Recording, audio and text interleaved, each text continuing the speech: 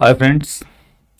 अर्थव्यवस्था में आए दिन आप लोगों को समाचार पत्रों में मुद्रास्फीति, इन्फ्लेशन, ये सुनने को मिलता होगा। आम बोलचाल की भाषा में लोगों से सुनने को मिलता होगा। सरकारों द्वारा भी इसकी चर्चा बार बार की जाती है। आइए समझते हैं ये है क्या। आम बोलचाल की भाषा में इसे हम महंगाई कह सकते हैं। जिसे हम महंगाई कहते हैं उसी को एक व्यवस्थित तरीके से अर्थशास्त्र में इन्फ्लेशन या मुद्रास्फीति कहा जाता है।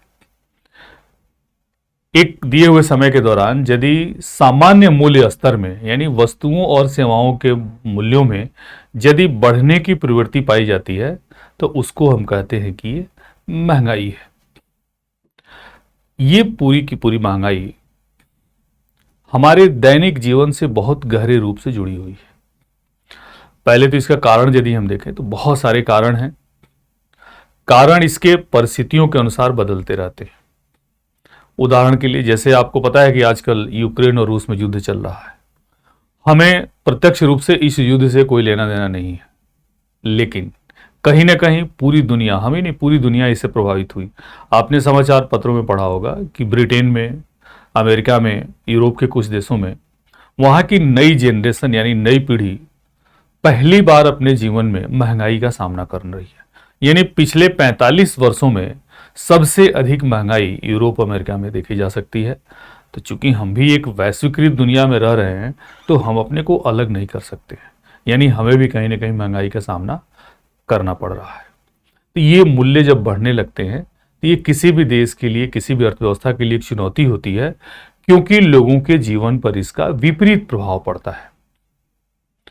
आम व्यक्ति महंगाई से त्रस्त हो जाता है क्योंकि वस्तुओं के मूल्य तो बढ़ जाते हैं, लेकिन हमारी आय स्थिर हो जाती है। आय स्थिर रहती है और वस्तु का मूल्य बढ़ गया। इसका मतलब यह हुआ कि उसी सामान को खरीदने के लिए हमें पहले से ज्यादा पैसे देने पड़ते हैं। तो आय तो निश्चित है ना, कमाई तो निश्चित है, लेकिन पैसे ज्यादा देने पड़ते हैं। तो कहने का मतलब कि या तो अपनी हम बचत को निकाल कर खर्च करें या फिर अपने खर्चों में कटौती करें, और दोनों ही स्थिति में हमें मानसिक तौर पे कष्ट का सामना करना पड़ता है। लेकिन ये एक बहुत ही व्यवहारिक समस्या है जो भारत जैसे विकासशील देशों के और वहाँ के लोगों के जीवन में, अर्थव्यवस्थाओं में घटित होती रहती है। और ऐसे में सरकार और रिजर्व बैंक, भारत की यदि हम बात करें तो सरकार और रिजर्व बैंक दोनों की जिम्मेदारी बनती है कि ऐसे उपाय करें ताकि महंगाई को नियंत्रण में लाया जा सके। उदाहरण के लिए अभी पिछले वर्षों में आपने देखा कि महंगाई की दरें काफ़ी ज़्यादा बढ़ गई।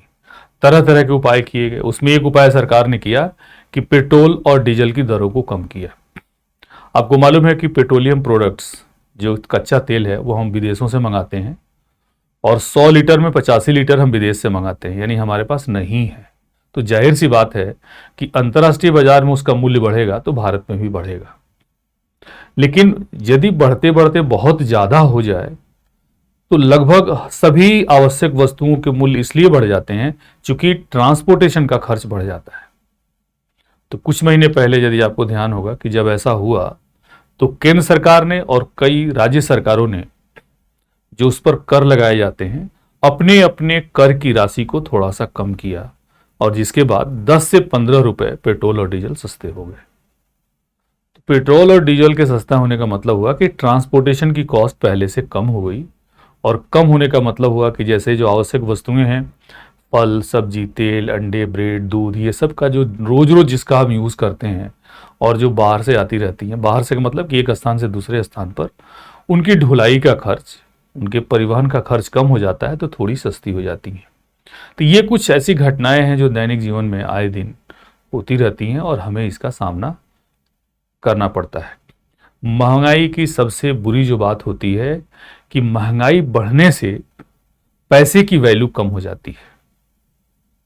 वैल्यू कम होने से हमें पहले से ज्यादा पैसे खर्च करने पड़ते हैं। उदाहरण के लिए चीनी यदि 30 रुपए किलो से बढ़कर 50 रुपए किलो हो जाए, और चीनी चूंकि हम रोज रोज इस्तेमाल करते हैं तो जाहिर सी बात है कि हमारे ऊपर उसका असर पड़ेगा। तो हम कहते हैं चीनी महंगी हो गई। चीनी महंगी होने का मतलब कि चीनी के संदर्भ में मुद्रा का मूल्य कम हो गया, इसलिए हमें ज़्यादा मुद्रा देनी पड़ रही है, यदि तकनीकी भाषा में बात करें तो। यानी कुल मिलाकर महंगाई की स्थिति में हमें पहले से ज़्यादा खर्च करने पड़ते हैं। तो खर्च तो बढ़ गया महंगाई की वजह से, लेकिन आय नहीं बढ़ा। आय नहीं बढ़ा और महंगाई बढ़ती चली जाएगी, बढ़ती चली जाएगी, तो एक वैसा बिंदु भी आ सकता है जिसमें हमारा जीवन यापन काफ़ी मुश्किल हो सकता है। आज यदि हम किसी भारत में तो ऐसा नहीं हो रहा है, लेकिन अभी हाल में श्रीलंका का उदाहरण यदि आप लें, पाकिस्तान में आजकल देख सकते हैं आपके वहाँ 200 रुपये किलो आटा, 200-250 रुपये पेट्रोल, इस तरह से वस्तुओं के दाम बढ़े हुए हैं। आप अंदाज़ा लगाइए कि जो एक ऐसा देश जो पिछड़ा हुआ हो, जहाँ पे लोगों के पास काम नहीं है, आय का कोई स्रोत नहीं है, लेकिन सामान के दाम, दैनिक दैनिक जीवन में उपयोग आने वाले सामान के दाम इस कदर तेजी से बढ़ रहे हैं, तो कितना ज़्यादा मुश्किल का सामना उनको करना पड़ता होगा, इसका आप अनुमान लगाइए। यदि किसी ने कुछ बचत भी रख करके रखी है, तो कभी कभी अपनी बचत को भी निकाल कर खर्च करना पड़ता है, क्योंकि आय कम है, महंगाई बढ़ गई है, तो जाहिर सी बात है कि बचत को निकाल कर खर्च करेंगे। तो ये व्यक्ति का भी नुकसान है और पूरे राष्ट्र का नुकसान है। इसीलिए महंगाई देखने में तो साधारण सी लगती है, लेकिन सरकारों के लिए, अर्थव्यवस्थाओं के लिए, आम आदमी के जीवन यापन के लिए बहुत ही मुश्किल भरी एक परिस्थिति होती है। इसीलिए सरकारें का वहाँ पे जिस भी देश में ऐसा होता है उनका दायित्व हो जाता है, और वहाँ के मौद्रिक जो अधिकारी हैं, जैसे रिजर्व बैंक है, उनका भी दायित्व हो जाता है कि इस तरह के नियम बनाएं, ऐसे उपाय करें ताकि सब पहले महंगाई को कम किया जाए और आने वाले दिनों में ऐसी स्थिति न उत्पन्न हो सके, इसके लिए व्यवस्था बनाई जाए। तो आशा है कि आपको महंगाई का जो मैंने अर्थ समझाया आपको समझ में आया होगा। Thank you.